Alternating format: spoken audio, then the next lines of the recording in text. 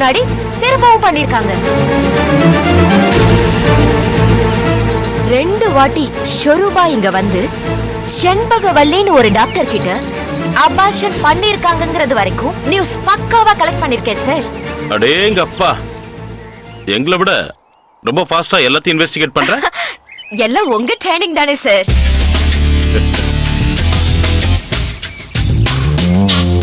So சொரூபா கேஸ்ல நாம expect பண்ண மாதிரி முகம் தெரியாத எதிரி இல்லை இங்க இருக்கிறது.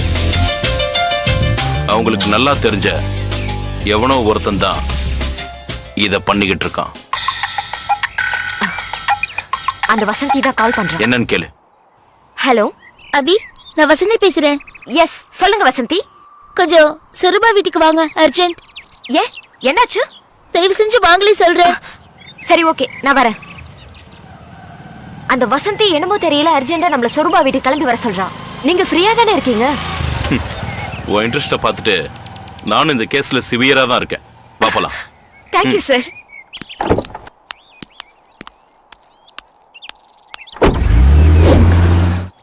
என்னாச்சு வசந்தி? சொரூபாவை ராத்திரில இருந்து காணோம். உங்களுக்கு இந்த விஷயம் எப்ப தெரியும்? வழக்கம் போல நான் சொரூபாவை பார்க்கறதுக்கு காத்தால வந்தேன். அவளை காணோம். சரி எங்கேயாவது போயிருப்பான்னு நினைச்சு ஃபோன் பண்ணேன். ஃபோன் ரீச் ஆகல. ஈவினிங் வந்து பார்த்தப்போ அவ வரலன்ற விஷயம் தெரிஞ்சது. மொபைலும் வேலை செய்யல. எப்பவுமே அவ இப்படி இருந்தது இல்ல. அவங்க வழக்கமா போற எல்லா இடத்துக்கும் ஃபோன் பண்ணி விசாரிச்சீங்களா? எல்லா இடத்துக்கும் ஃபோன் பண்ணேன்.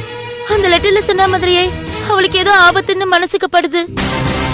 சொரூபாவோட பாதுகாப்பு விஷயத்துல கொஞ்சம் அலட்சியமா இருந்ததுதான் எல்லாத்துக்கும் காரணம். நான் எவ்வளவோ சொல்லிட்டேன் சார்.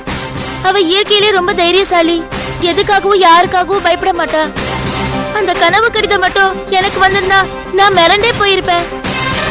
பட் அவ அதை வேஸ்ட் பேப்பர் மாதிரி ட்ரீட் பண்ணா. அந்த அளவுக்கு அவளுக்கு அதிகமான துணிச்சல் தான் இப்ப இந்த அளவுக்கு ஆபத்து உருவாக்கி இருக்கு. வசந்தி, நான் உங்ககிட்ட இப்ப சில கேள்விகள் கேட்பேன். நீங்க தப்பா எடுத்துக்கூடாது. இல்ல கேளுங்க சார். உங்க தோழி சொரூபா எல்லா விஷயங்களையும் உங்ககிட்ட சொல்ற டைப்பா? சொல்லுவா சார். எந்த விஷயத்தையும் மறைக்க மாட்டாங்களா? மறைக்க மாட்டா. தனக்கு 2 தடவை அபாஷன் ஆன விஷயத்த உங்ககிட்ட சொல்லிருக்காங்களா? என்ன சொல்ற அபி? சொரூபா அபார்ஷன் பண்ணிருக்காளா? எஸ், 2 வாட்டி அபார்ஷன் பண்ணிருக்கா. இந்த உண்மையும் கொஞ்ச நேரத்துக்கு முன்னாடி தான் தெரிஞ்சது. உங்களுக்கு யார் சொன்னது? அபார்ஷன் பண்ணின டாக்டர் தான் சொன்னாங்க. யார் அந்த டாக்டர்? சாரி வசந்தி, அந்த டாக்டரோட பேரை வெளியில சொல்ல மாட்டேன்னு நான் உங்ககிட்ட சொல்லிருக்கேன். அந்த டாக்டர் ஏன் பொய் சொல்லி இருக்க கூடாது? பொய் சொல்ற அளவுக்கு அவங்களாம் ஒண்ணு சீப்பான ஆட்கள் கிடையாது. இல்ல அபி, நாங்கெல்லாம் நடிகைங்க. எங்க கிட்டலாம் சில அப்ளிகேஷன்ஸ் வச்சு முடியாம போன நிறைய பேர் எங்களை பத்தி இந்த மாதிரி தப்பான விஷயத்த பரப்புவாங்க. அதுல சில டாக்டர்ஸும் இருக்காங்க. நீ நினைக்கிற தப்பு வசந்தி. அந்த லேடி டாக்டர் நியாயமானவங்க, பொய் பேச மாட்டாங்க. வசந்தி, நீங்க நினைக்கிற மாதிரி உங்க தோழி சுத்தமானவங்க கிடையாது. அவங்களுக்கு அபார்ஷன் நடந்திருக்கிறது உண்மை. அந்த பிரச்சனையில தான் லெட்டர் வந்திருக்கு, புக் வந்திருக்கு.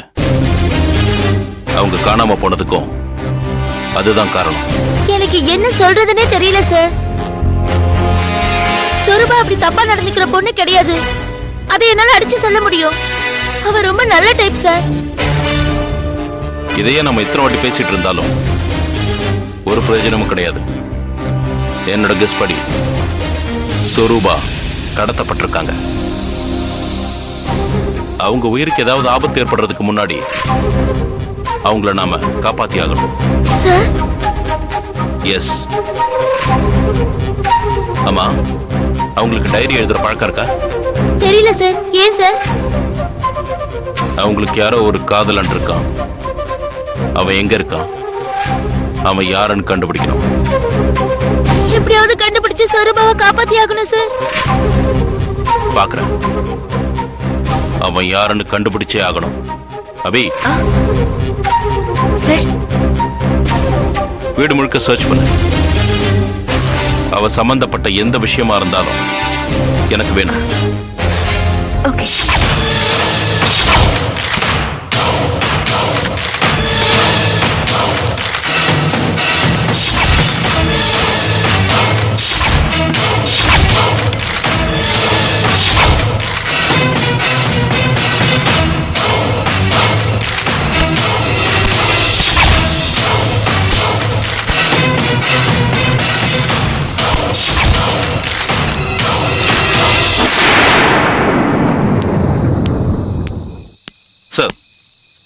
வாங்க மிஸ்டர் மது.